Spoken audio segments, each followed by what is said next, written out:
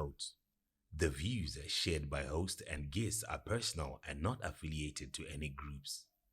This podcast is strictly for entertainment and general information only, and not for professional advice. Some topics may be sensitive. Listener discretion is advised. By watching, you agree the host and producer are not liable for any effects of the content. Yo, what up? What it look like? Welcome to yet another edition that's of the I'mMePodcast. The name is Zkit, aka. All right, let me do that again. The name is Zkit, aka Lampy, aka Chops the Ghost, aka the Uptown Baby, aka the Ultimate Boss, aka King Ragnar, aka Bar Curtis, aka Bar Colin. Otherwise, you can call me Colin and Curtis. Daddy, it's Daddy, baby. It's your favorite DJ's favorite DJ. You know they can copy, but they definitely can't replay. Often imitated, but definitely never duplicated. We all we got, baby. And this is the I'mMePodcast, where we get to be ourselves, where we get to do things our way. No judgment over here. We do what we do every other day, the same way that we want to do it. And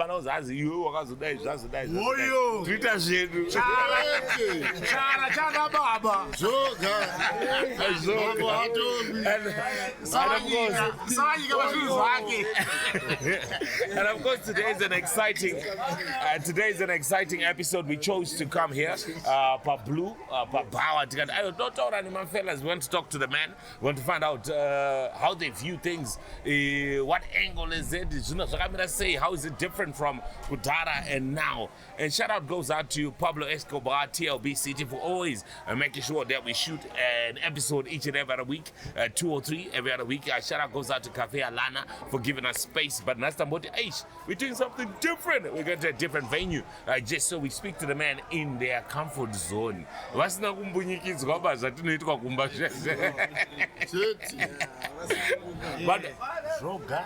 quick question before we start. Those Karaka, as much as one Varume kumbujikidzwa. Akadzakavuta rege.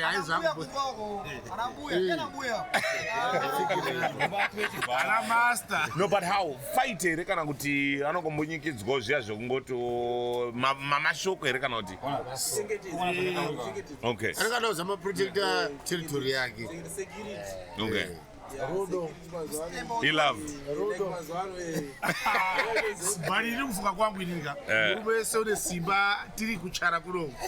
Uchikopira madho chete ukadzija idzi. Saka totongwa.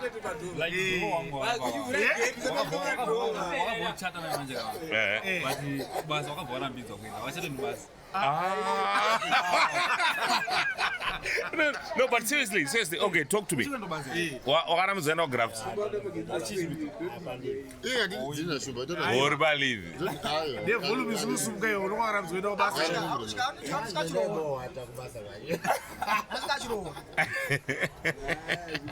All right, okay. This was just, a side question. There's something,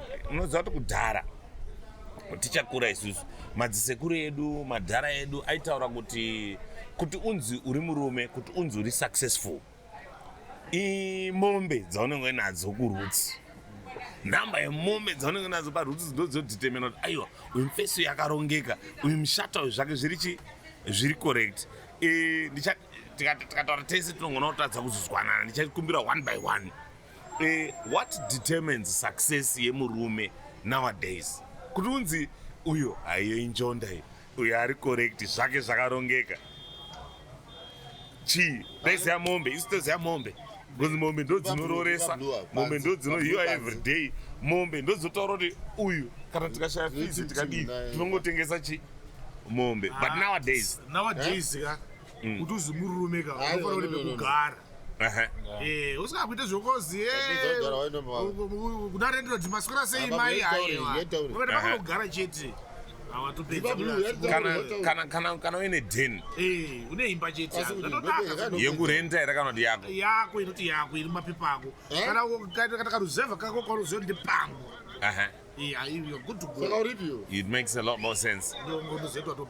Aikona kuti iwe unoti uri kurenda apa une jidhalo GD6 uchipinda tunanzi ndo problem yako manje 3/4 yanhu izvizvi mazuva ano 3/4 yanhu mazuva ano manje havachakoshesi dzimba vakoshesa motikari.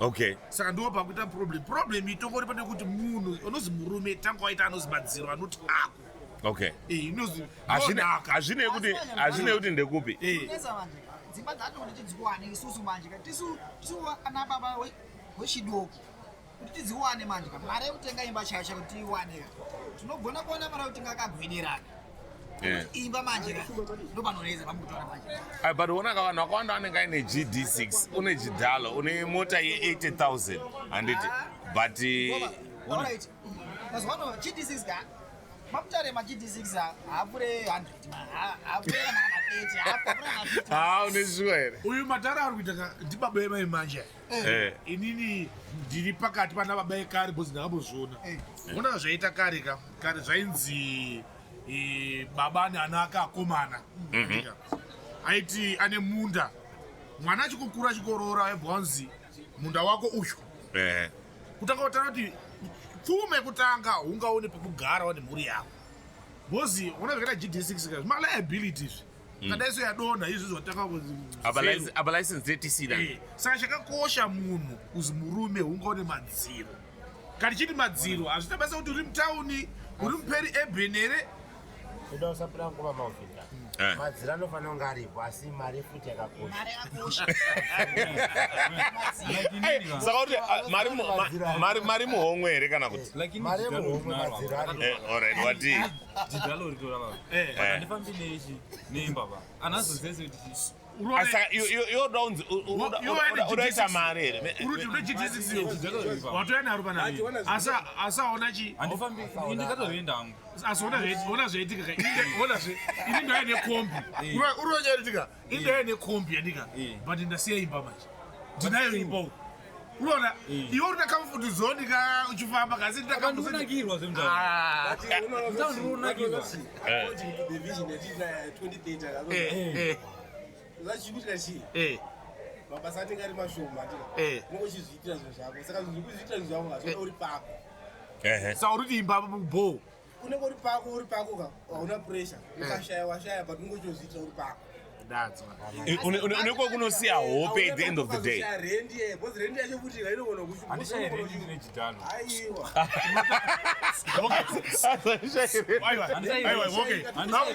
ndakubvunza iwe neGD6 yako unokwanisa kutogara usakubvere unonyepe wambona pakapaka GD6 usakubvere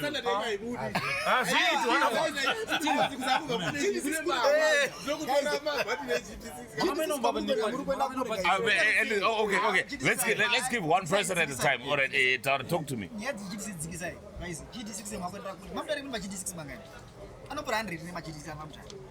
Anopfura izvi zvine 235 izvi. All right, let's forget the number of GD6s. The idea. Mira, hold on. Question yangu inini iri pakuti iwewe une mota but uri kurenta. Mota yako ivalue yeimba whether paghetto kana kuti middle density kana kuti uptoners. Is it necessary to have that big whip iwe usina madziro? Guys, indogara gobos.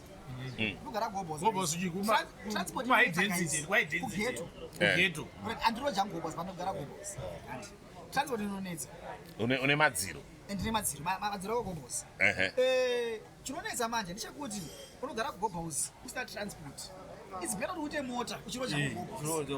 Because makusena yema unaziye amuizi house ye transport kuboso kugeta ameno maybe kwenya dzinetsanzo una problem with vision yako yekuti ndotaka ndeta mota seta imbaka vision yana baba akaberwa 1980 kudziko next ona nodiwa guys vision yenyu kwira leizo lendo ndasto kwanzo asofara nimba zangu it's guys bamba mandoro jandine akataza imbuka ini lendo ando ukurwa nembuka Alright, okay. Magerman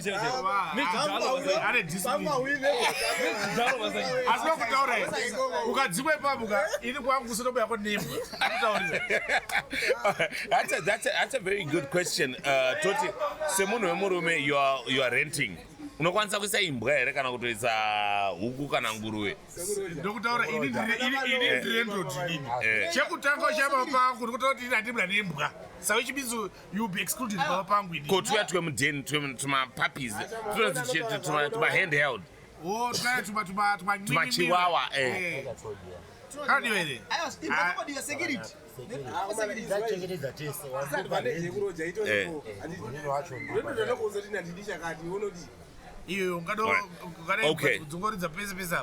All right. So in my belief, my thought is kutononoka nekutoshoterwa nemari yacho. Den is more important. Because unogona une chidhalo uchifamba mutonazi vana vako vachienda kuchikoro chisikaiti. Iyo uchigara padeni pasikaiti. You understand? But uri kupola mutonazi. It doesn't make sense to me. Unoziva sei weakness yako izvizvi?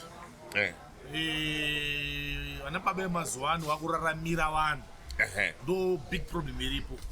Chada kuonekwa nechuti akasvika pabhawa akasvika paanosvika pandanobva zuri ndadii ndasvika. Hence a good looking car or a beautiful car. Ndo zvawako. Zvekuti uchazoda kupinda mubakwe izvo vanhu ari ukachiti aiwa yangu ndachi mutonazi ndiri kurira. Asi urira. Saka yahombe iripo ndekuti kurira kunodii kunopera moto unofuta vanhu ukazodzima. Paunodzima ka uona vanhu akadaro akawanda anotiza mudhorobha wayo. All right, never mind that. Never mind. Let's talk. Ipapa zvapera. What's an important accessory yemunhu wemurume? Kana accessory I'm talking about. Let's forget the car. Let's forget the house. And mumwe munhu under boots. Kuti uchisvikawo parume uchizwa kuti ndiri bho muwanda boots, muwanda hembe, muwanda perfume, muwanda jewelry. I just bring like brown and no China. Muwanda kachida perfume.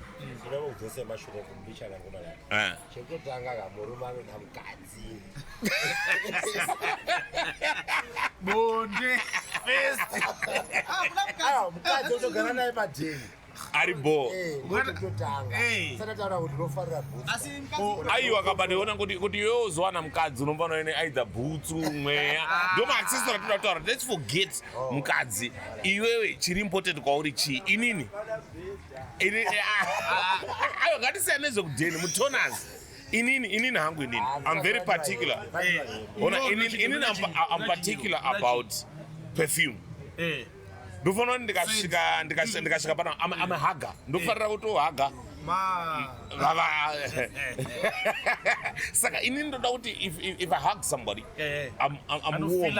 Anofila kuti panoone ndikahaga munhu. So for me perfume is very important. Okay. Watch Karisa watch ne boots. Hembe yachi 4. I need boots.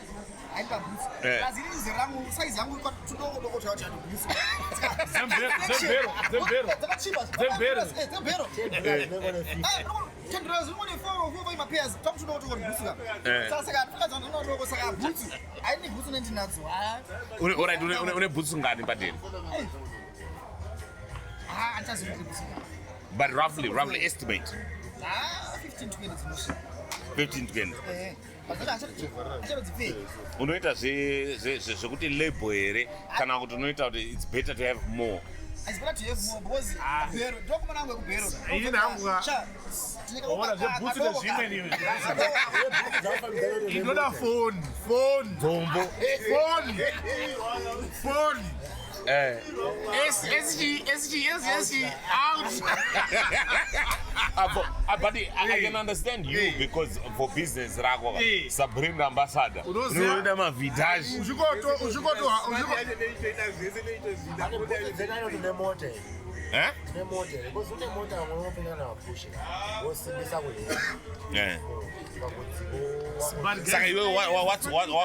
Hold on. What's more important to you? hembe smart angarohwandisa musoro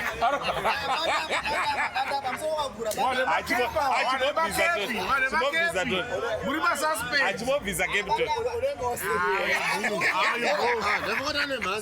ane makepi nokutaura Lampy makepi masuspect manza ndoanogewa every month every month ndinabhuru wangu uri kuma-50 years ubva abutina kam-20-22 years atangwabvisa cape babemi alright ndoda kudzoka pamuri mudhara imimi. Just tell me what's accessory iri important kwamuri chii? ndingakuona ngesmart smart Monday to Friday mashenzi 5 white chero ndikadya sadzi ndikadya chinhu akadzepoke yakrashe ndina angozi yangu inini. You'd buy the same jean. One jean reblue rakafanana rire diesel exact type but anotenga kana 4. Aiwa haadzokorodziba unoziva zvaitika izvezvika trend yaiitika kare kuchiri mashops ana Truets ana chichii vanochitora zvinhu zvoti ari majini adai so izvizvi yango mixed grill kuti papacho foni unoishaya wachi unoishaya sandikuti izvizvika hapasina mane patani chachinozwi patani yakadai asi kuti umwe noumwe unozongotoroka patani kaika doko daiso but ini kwandiri inini ndikashaya foni kaizika inini zvangu hazvinditiri pombo ora une foni yakaita seizvi handisina kuti hoyo ichi auiziva here auvhuri foni yangu ichi S23 okay Samsung ndo pekutakirawo semurume aunewe tablet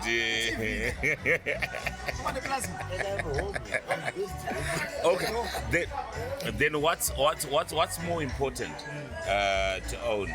I think tabozitaura but I need clarity.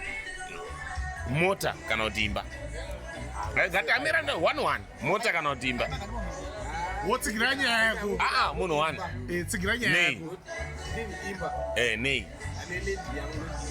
nei ne uruda imba over mota konzero kuroda unorwadza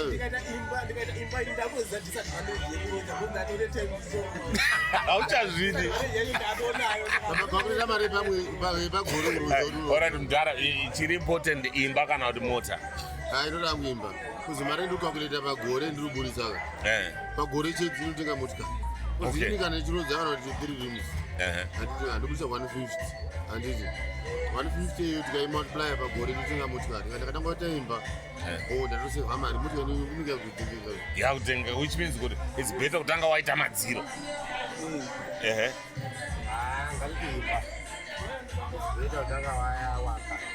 kutanga wane 10 ini ndinoona kuti ndinesi zikazi matara chiita kamotikari unotishande unoshanda vaona vakaona usvika tinoutona nyaya asi ndakazodza masimba kuti masimba handisi benzi bani ndinowanza hangu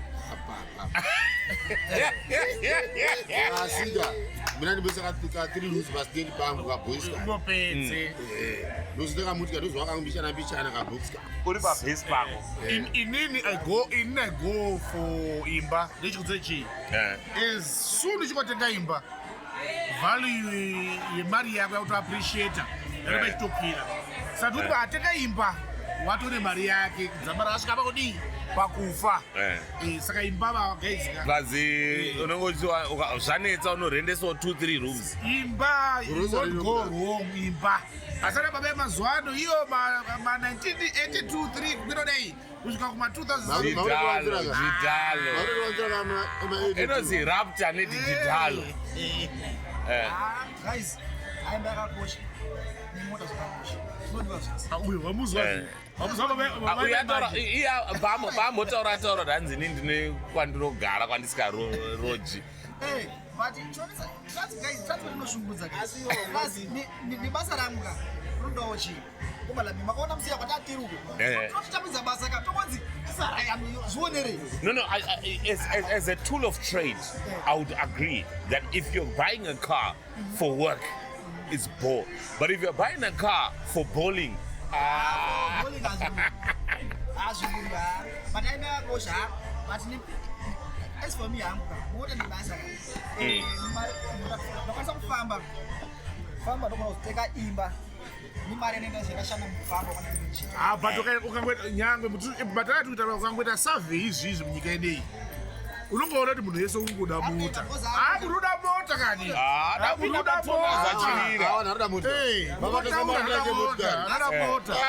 Iwe ndokufunza chinhu wadiwo. Mazara eta mota muZimbabwe dai munhu yese ane imba yake. Tiri papiwo. As guys, mota yakanaka yakamira. ikaenda kunoti unozozva dzakwa. Vangana kufana mabreak. Kana mchero. Mchero wakudiwa. Wakudiwa kuti chi?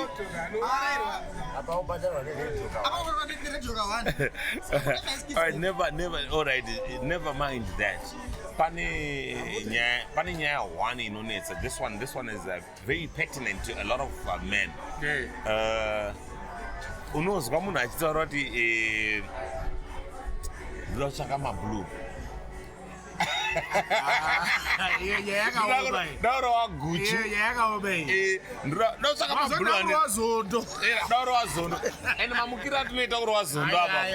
Unoziva iwe neni tori wa Zondo every morning. Right. Poita ma Viagra mai. That a lot of people take. Mvunzo wangu ndokuti pressure yacho ndeye. Ona Lampy zvagara zviriko. Nzwisisa ndinoda kutaura izvi. Kare kwaishandiswa midzi. Uchiiswa uyu muporridge mudididididi. Over time isusu tirikumbosaya chinyakare ka. Taungoda zvinyore zvaudi zvakuuya. Ndo patako saka tirikuti isusu midzi yega ndowana blue diamond mazuva ano. Zvaingoshandiswa kare. But zvinoshandisirwei? What's the point? Zvinoita musana murume chaiwoka. Aiwa une certain time waunofana kushanda. Asi not this business inyaya iri very important. Right. Musana unenge uchisimba here kuti hanzi haucharwadzi kana kuti uri kutaura kuti uri kurebesa bonde. According to science ka musana nenhengo yangu izvi zvinobatana kuti ndizozi ndamira pabonde. Saka zvazvinoita manje musana katanga kurwadza uyu zvoona kuti nhengo yaudi yakutoita weak andika. Saka zhinji panotowana mablue diamond nemazondo atachikoyaka kuisa mongo kumauri kuti uramba uchidzika zvinobatsira kuti musana wangu. Okay. Imimi pabonde munoda maraunds mangani? Baba aiwa ndondoda mangani? Ndopedza nemangani? Indopedza 2 ndopedza. Pana futi ndonyaya ishuka mangani? Ndonyaya ishuka. Pana kuna hizo nyepa kazi ndorwa 15 minutes. Ngati kunyepa. 15 minutes unyepa iwe. Kumone sana. Hatisuda kumhanya. Mukadzi wemumba. Poto waijaira iyi. Baba kunzoku kwako. Munyowani usingopedza kudai inonga kuti yatonga zvichira kuti normal bonde 5 minutes to 10 minutes. Normal bonde 5 to 10 minutes. Okay. Do normal nekuti mukadzi ishoti pane patine tamwira. Uchaya kobuda. Ana blue diamond uchifixing zve. Asi blue diamond manje vakaipa. Tikataura tese hatibuditsi zvatoda kuzwa. Toda kuti tizi. Blue diamond manje handifungi kuti osimisa musana. But inomboshandira nguva itsutsu. Asi midzi yedu yekudhara yaka inoshanda isimbi. Midzi dziri pakasiyana. Yakakura nhasi yo. Blue diamond haisi midzi. Bozi blue diamond inoshanda nguva iyo. Ndiri kuti kare midzi dzaishandiswa kare ka. Dzakatosiyana. Iwe sha wakambozwa ndiyo kudhara. Mutemedza mbuya. Uyu mwaini uyu. Unozi muchi? Mudanatsindi. Unozwa unomaziya here baba zita. Unozivi kuti kare kwakune midzi dzakasiyana-siyana dzaibatsira musana kuti imire kuti izoite prolong ididi wati asi kuti chinyakare nemasango ayaka ndo hamastendi edu saka kusina masango saka taungotekana blue diamond kana kambusha futi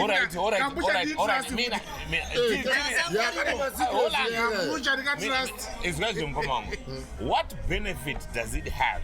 Uri kubenefita chi toti mukadzi wako iwewe wamufadza kana kuti I want to be raw ne 1 minute 30 seconds dzimwe 15 minutes uri kuite mukadzi udheni ayo nhamboro alright girlfriend 1 minute 30 dzimwe 15 minutes uri kuite unonzi manje haupedzi sinoda unonzi haupedzi saka anofana kunge ari wiki taizvinoitika manje zvinhu zvaizvinoti anhu azimwa blue diamond unotouya nebhebhi rako ubhawa anoona uya nebhebhi rako ubhawa uri kutamba chitamisa chiuna nachiitasatese nesoka andise vachiite dai bhebhi raita chirambu saka unoita pressure kuti munhu ikoika do munhu amurowa zvekuti ka haazozvipavi ba hafungi ndipo paunozoenda kotsvaga mauto manje masoja blue diamond baba ndopana murowa 10-15 minutes 20 minutes woti hanchadi ba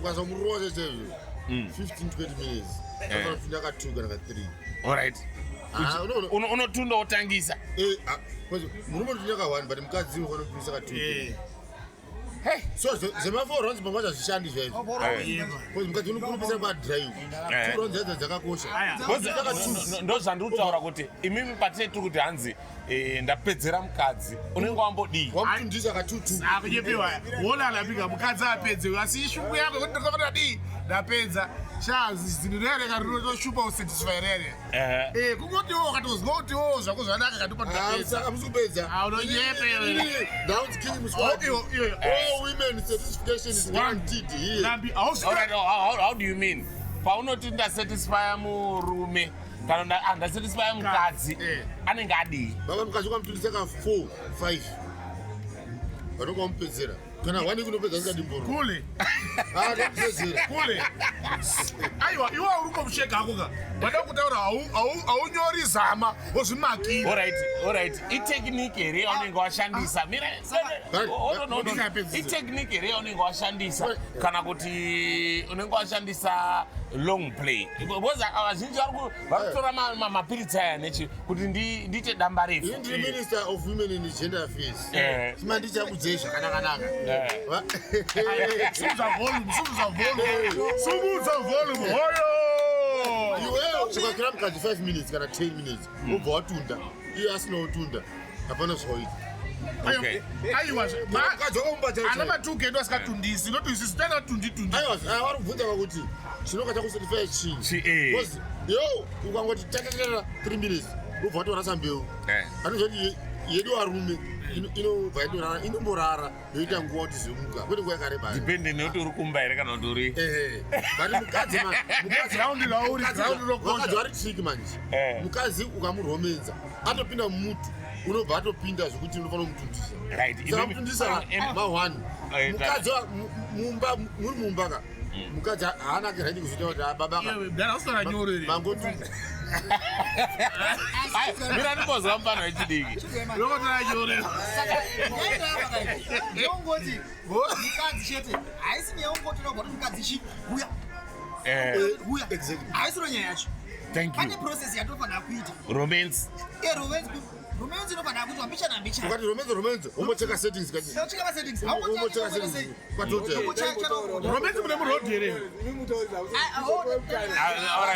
miratizwe that thing is in a game game yo space yo brain nako you session brain yo before waona munhu achiita zvaringa klika in brain andika kuona munhu andika kosi wangodi munhu ka pana mwana nokoti ndoenda ndobuda andika but bonozoenda kumeshika unokuwa meshi yako session ne brain ikuona munhu kana imexa akuya achikuwaita action yakuitira ndoino klika kuti yo uzoti uzodorwa damba rengu rakaita sei aya zvinodepende neground ina handirangu ana adhafu maidi Samuna magara nakadibe. Urakatete kana izo kabanga.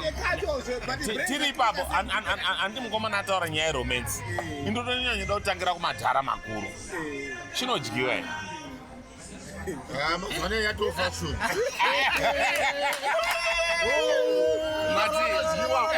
Garirwa. Bozo wakaziya zvakuita mazvanaya. Akafuta rekeni. Akutendawo pamusoro. Pamusoro. Sakudyawo. Saka imi munodya.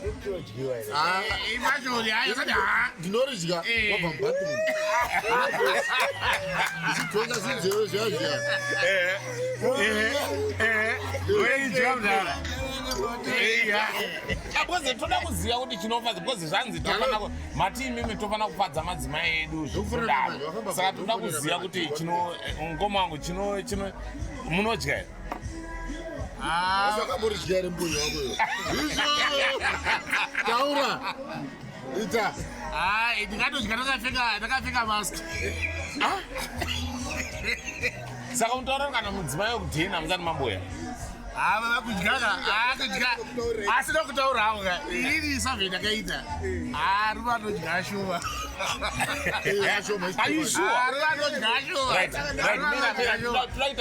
ndopanozoza aruma anodya ishasha toita saivhe tiri panapa mudharata anodya ina ndidyi iwe wataudyi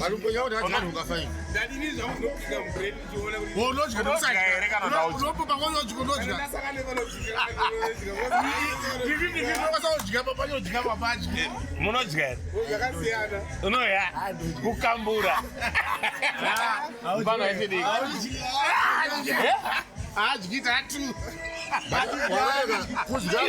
Mira, at your age, you're telling me that you don't perform oral on your wife. Why not?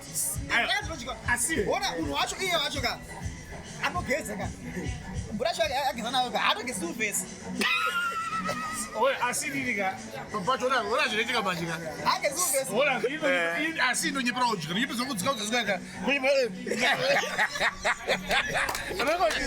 Unokodisa mino. Unesa mino kunyepesa kaiteri.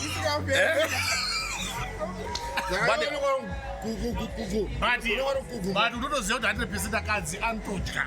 Asisi kudya. Alright, chinoita kuti usade kudya chii iwe uchida kudyiwa ona zvinoita manje foundation yauri kwakatangirawo kudzidza kwako bonde da ndokunoconsider ukatanga kudzidza uchidya unoramba uchidya asi ukatanga kutodzidza uchinga usikatodyi manje zvinokuremera but besides that sikaruze wakazi tautaura shona ine udzamu sikaruze wakazi manzi inokumidza kushisha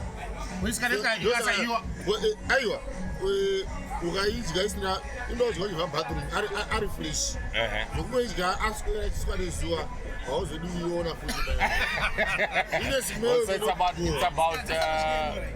So it's about inonzi grooming kuti akageza here pane maningirika pane mavaginal wash anoiswa kuti zvinhuirire strawberry zvididi zviya zvokuti munhu waswera up and down muna main street kwausvika nekukambura munoziva ri mukadzi unogona mutundisa sei ukuro wakati tamba nako vandoona manyika isusu ona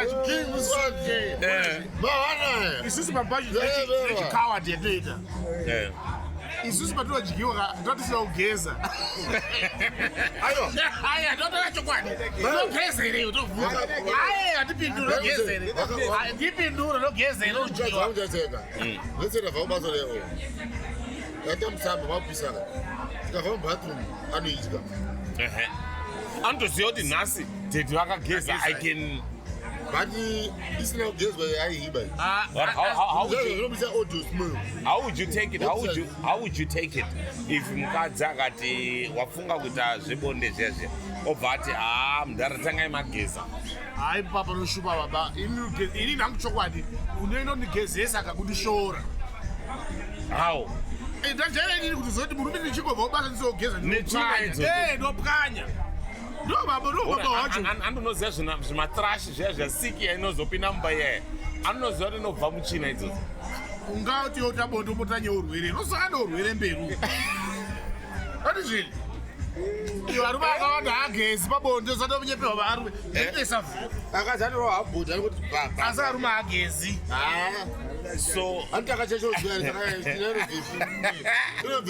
iwe wakamboti waswera mutown. Wakamboti waswera mutown. Tomboti hauna kuita kana inini ndiri particular nambotaura particular about perfume. Obva mutown baba chwakata. Kwautotanga nekuti kwakumbofemedza. Kumbofemedza vanenge vari sei?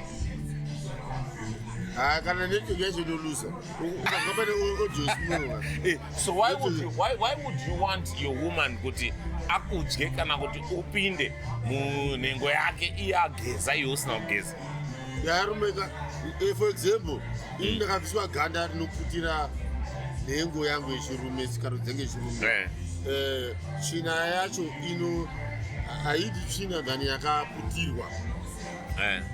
Ana matuke dzakaputirwa. Wakamboti waswera here mutonazi wewe manheru wobva wambofemedza kudai? Inini mazvazo achisvika pambaka. Wedza kuyamwa kana kupinda ndinoziva kuti wakambofemedza here. Wambofemedza here yangu kutodya kuti zvichwapa pazvakamira sei? Kana yakaputirwa kuchipisa kudai ka unofanira kuziva kuti mukadzi yachiba yakadaro iri roho yakadaro unomboti okay. I think isusu we're grown. Tatowanhu arukuru. Inini kazhinji ndikandobva graph ndotry kusvika ndogeza. Especially muzvanendroti I need some. I need to take a bath. Let's go to your teenage boys. Wambosvika murumu memwe vakomana muchinhuhwa. Kunhuhwa underwear. Kunhuhwa blambi. Ndakambosakana nazvo. Right. Imagine. Usvika ubva wati ndoda kupinda nesimeri iyoyo. Baba ndine munhu nyakatombo anshanda papamanyari pachisangu gate apo. Vashandisa dzei. Munhu iyeyo kana amukira ka 2 anotondinetsa handichadiba. Why? Chero akabva mubathroom uchipedza kudayo sikarudzi yake inosara ine kamukasimuka yake. Saka ndakandofungidzira kuti ndamura ka 2 chete namakodhomu. Sikarudzi yake inomusaka odhisimuka nokubohwa. But I think ari natural. Kana kasiri natural anomwa mapirisi. Mapirisi anodi? Anonzi ma-ARV. Anodi? Munhu anomwa mapirisi e-ARV ndokuti imwe chitsotsi chiripo indasina elda. Pere elda ndori elda muchechi. Handine mwiri ndono kulocation man. Ndikumabebi wanyo ndiri elda. Ndatori nickname ndauti King Squad in the 45. 45 wives. 45 years. Vakadzi ava mechi yake yanondinakabe. Chera akauya akatondipinda mubathroom ogeza. Fresh andini. Uro wapedza dayo ndikuda udhisimuka kwani. But yasuka dzokutanga ndamusaka vano munhu iye makuru akati polisi ushandira kuhara nechipolisi. Inopisa muka udhisimuka so. Ukazitora wake kuseni kaya. Come morning glory. Come morning glory. Mai. Unondinetsa but undimudze kuti nyaya yacho ndiyo iyi. Undivemera. Okay. Ndakaroka 2 chete. Alright, pane vakomana vanotaura nyaya yekuti hanzi ini ndopedzera madzimai. Do you know kuti mudzimai atunda? Do you know kuti she has climax? Maiwe mazoe yasemuchaipo. Ndotaka panyaya yeromance. Ndinowe mukadzi unonyinga wallboy. Asi ndomuba. Mati mudhara. Anuba. Baba mukadzi uyu kwawe. Unofanira kuromedza 30 minutes to 35 minutes. Okay, why? Anoda long romance. Anoda batwa. Anoda mazamu. Nditsa kupuluzira chipana nemeso maybe. Baba unokoneta ka 5 times uchiona kuti try. Ukona upa kiss iri deep. unozoda ukazotota asi svikoti pindei anobva atunda. Also, she likes foreplay. Unataka foreplay. Ndineka bhuku kangu. Ndomubvunza tatobvunza whilst you are away kuti ndineka bhuku zodani nako. But ndikazotora nemugirlfriend rangu. Mune magirlfriends mangani? He did. Kabhuku akaitwa nezvokuti vakadzi vayaka. Sangoti pararovhongu yako ikamira nhengovha nekupepa. Ndemusikiti pakadzi. Mukadzi anofanira kuibva. Ukamibvisa uchingopinda unofanira kutunda. Panozoti ndakachitupa apa ndopanogona dzosvikira. Okay. Saka yafanira ukaita zvonoita woboti tepe uku. Kakitorisikaa kadombobarwa kaya. Kana ine kuzi wakadzi anosiyana. Kunowa nematishi. Amwari average amakwanisa kuribodeo. Anoda kudhonzwa kana asina zvina basa. Kuno kutamba neklitorisi yayo. Chiro akachisenga kuti raundi so. Wakantoda karaundi kudai. Ukaita up and down awin. Kana kuti kana billion. Obva mutamba nakukapinzika yanya. Aita kuti kukwirira kudai kungachabatira denga. Baba ukanazorwa juice custard kudai.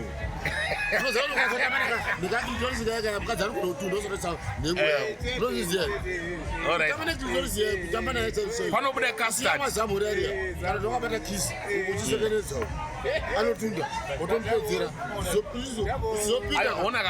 Mvunzo wabva panapa ndekuti how do you know kuti she is climax? Climax semukadzi manje. Inozika ponodaiwo. Ponobata torisatizika ndiye kutanga. Nosazorwa uchipfekera. Yechi2 mukadzi anoma mutezo. Nofonda ura munhu.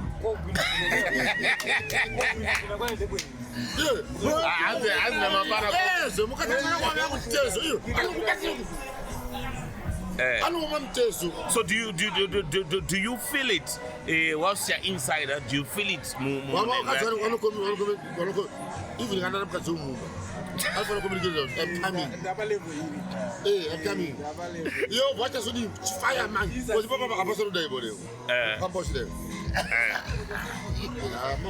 So what is it? What is it? What's the skill? Is it kuti unofana with a press hard, unofana with a soft, unofana with a secular motion? What do you think gets a woman there? Mother, don't see up in the Kandama.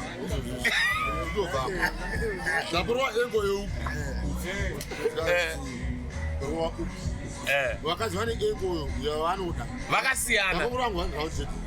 But in the Mura fish.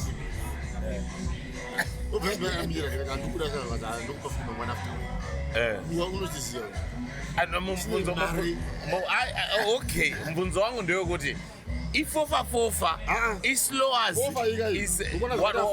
inini ndichida kudzidzira ukaroa straight ukadzatu ukadzedza nekengo yekuleft usaka unofana urowa kuleft ukamurowa iwoyo yekuleft anotsinda ka2 kana ka3 kune engo yake either left or right bambo ndichindopinda ka ndarimutenga kuti vanhu ndadina watondisira nemotikari ndamurowa neengo yekuright 2-3 minutes rowa yeku ndorowa yehuku unoda muwamba mutezo kuti hadiboti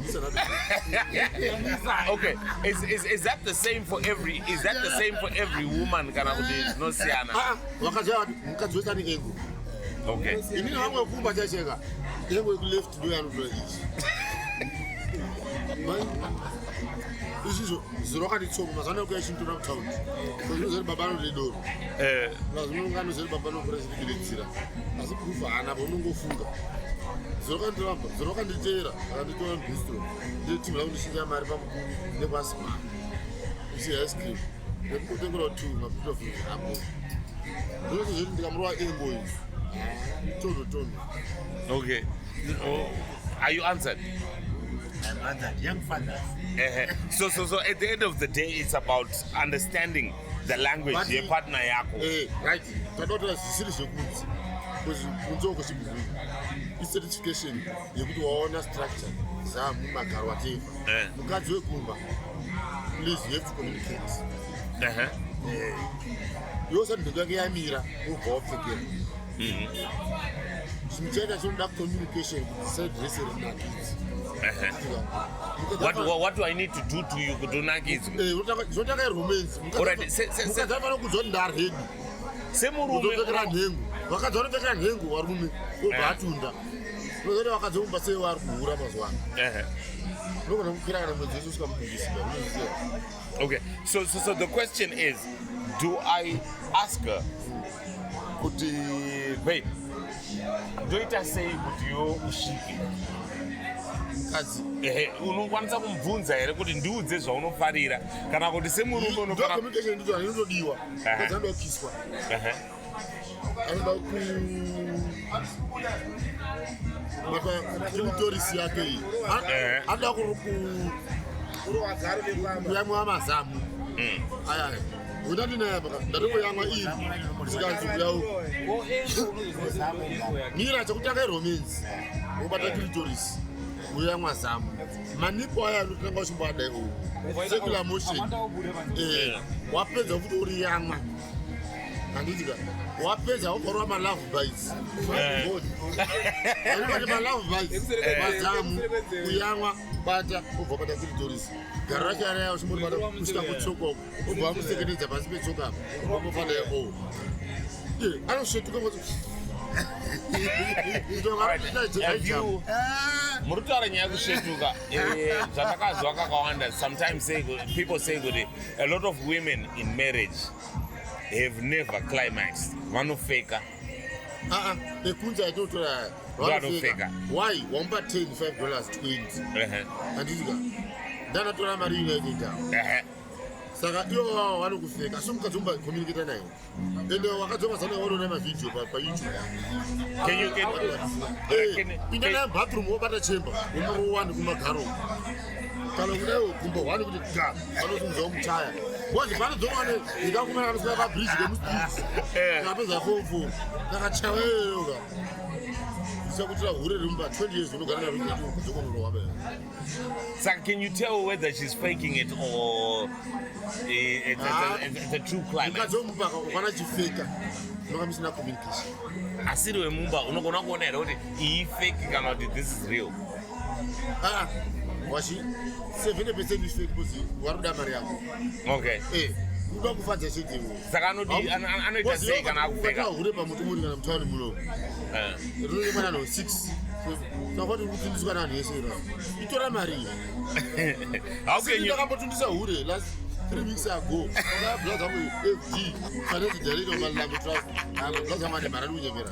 Ana majidisi ma uno aziao. Iyo kana shinda kugeuza ndakwa $60 sara chimadoro wito zvapo. Ukuroka 2 hours nojo Tsikira. Saka zvinoitika pavakadzi ava. Satisfaction yemari wampa mari obva akunyepera asi madhoni ndakamira longa musoro tikabva pasi tikayakuta mikasa tikazvikomboma pasi iroro hure ndakaritundisa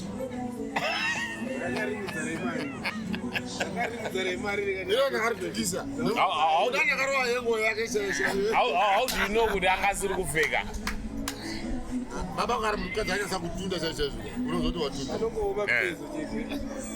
kuoma mutezo kwakanyepera kuoma kudai aiwa andakasazwa kuti uyu kuoma mbere kwechokwadi unongoti kozi kamukadzi varita vanhu akana kuti uzoti handiti baya murume chidai baya katitika vibresesi inonge ya too much iye anozwa kuti murume uda kuti ndanozvizwa saka kuno umwe unobva kwenyepera ndokamasvikirana so ifeki iyo. Alright. And then pane situation yekuti vanhu vanonzi anatete vekudhara vaisoti hanzi ndo zvinoita varume, as in that's what men do. Do you think, I'll start here, do you think a man can be monogamous, have one man, one woman for the rest of their life?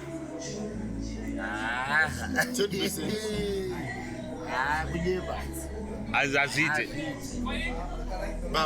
ndabva inini papa ina season Climax ine kuchuna bande kombi white ndakura wana ine mwa na mabili ngeke masinenge ke baringa little moto isuti ne kwada bano jamisi iru fake kati mezima musataure nyuma but wona zvinoitika manje warume hakuna chinhu chinofadza murume sedoro nemukadzi.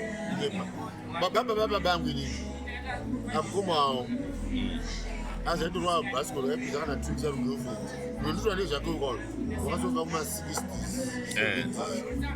but waenda konyenga girlfriend chihure icho varume kamakasatedza history yenyu mayangu inini 8-7 years wanozi tosomotora nyacho zvinozere bambo mukuru ako iyoyo aenda aidzika asati vanguvillage va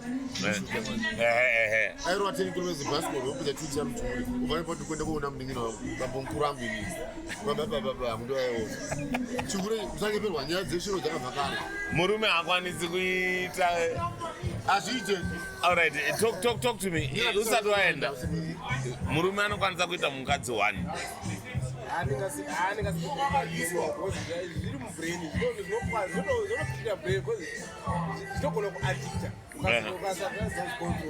okay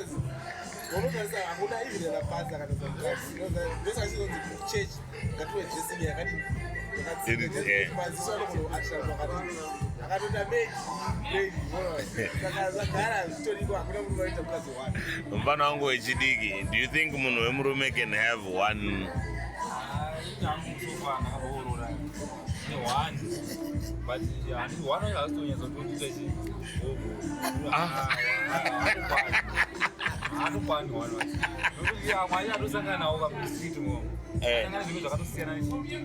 nezviri kuteni.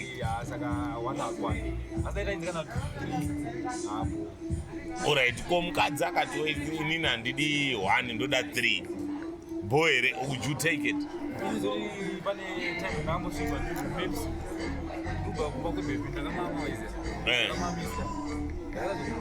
Alright.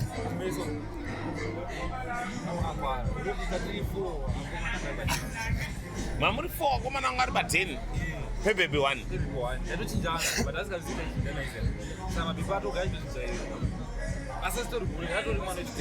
Amira, makaita 4 say at the same time muri 4. Nemumwe mfesi.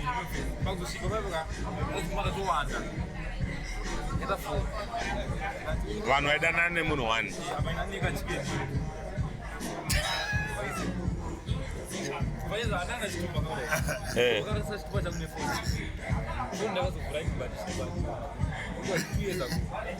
Kumsikana yeye.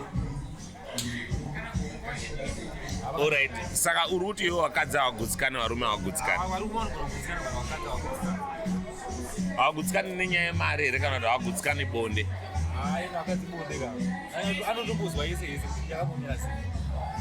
Alright.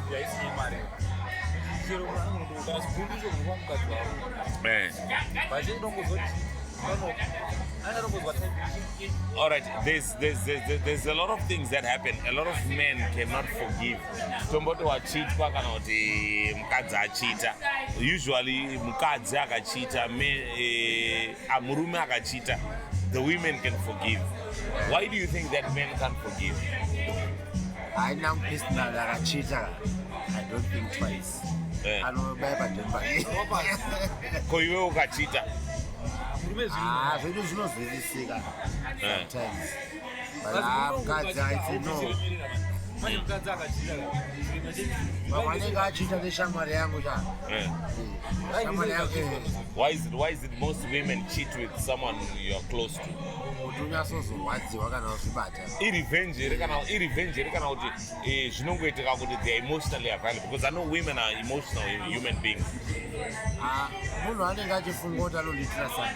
Anonditira better than ndiri kuitirwa. Mukadzi angochiti munhu asikazi. Anenge achiri pangu shamwari yake yakadai. Ndionekwa uchiipreza.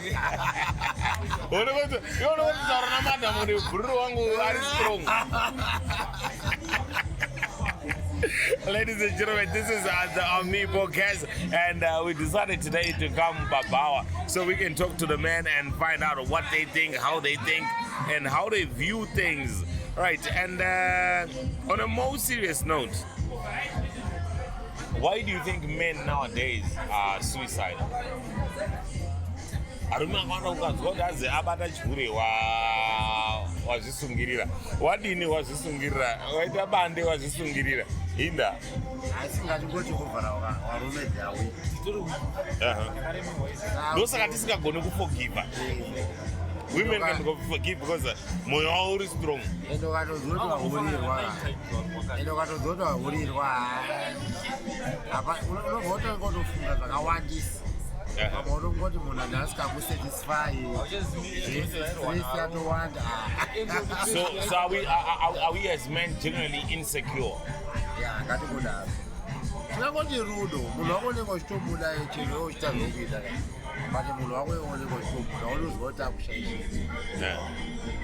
So what do you want to say to a man who is contemplating or thinking about suicide right now?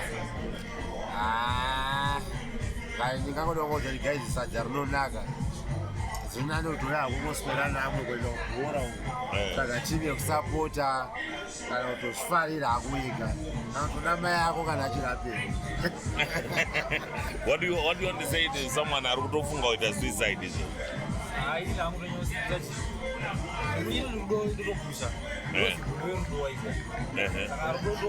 Uyadzirudozi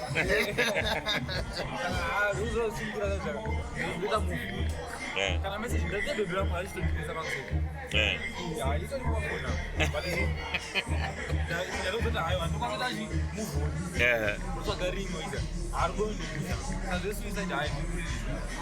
rudo unotsvaga rimwe.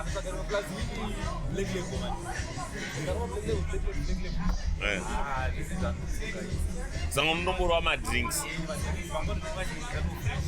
But semunhu wemurume ndingataure kunani ndomboti ndakufunga kuti ini ndauda kutora upenyu hwangu.